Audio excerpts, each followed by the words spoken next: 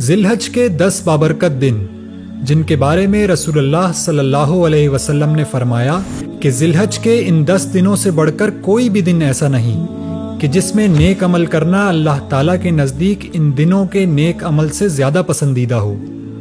لوگوں نے پوچھا کہ اللہ کے رسول، کیا اللہ کے راستے میں جہاد کرنا بھی نہیں؟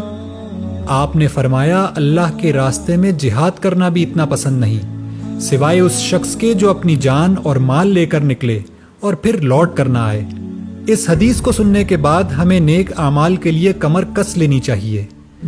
آئیے ان 10 دنوں میں روزے رکھیں، صدقہ کریں، اللہ کا ذکر، دعاؤں اور نوافل کا اہتمام کریں، قرآن کی تلاوت کریں، اللہ کی مخلوق پر احسان کریں، بھلائی کے کاموں میں تعاون کریں، برائی کو پھیلنے سے روکنے میں حصہ ڈالیں اور ہر وہ عمل کریں جو اللہ سے ہمیں قریب تر کر دے۔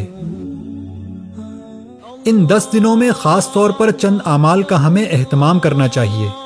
ان میں اللہ کی تکبیرات ہیں کہ آپ صلی اللہ علیہ وسلم نے ان کی ترغیب دی ہے۔ دوسرا عمل یوم عرفہ کا روزہ ہے کہ یہ پچھلے اور اگلے سال کے گناہوں کا کفارہ بنتا ہے۔ اور تیسرا عمل قربانی ہے کہ یہ سنت ابراہیمی ہے اور نبی صلی اللہ علیہ وسلم نے اس کی تاکید بھی فرمائی۔ جبکہ ان ایام میں جن کاموں سے رکنا ہے ان میں حرام کاموں کے علاوہ ناخن اور بالوں کو کاٹنا ہے کہ آپ صلی اللہ علیہ وسلم نے قربانی کرنے والوں کو اس سے منع فرمایا۔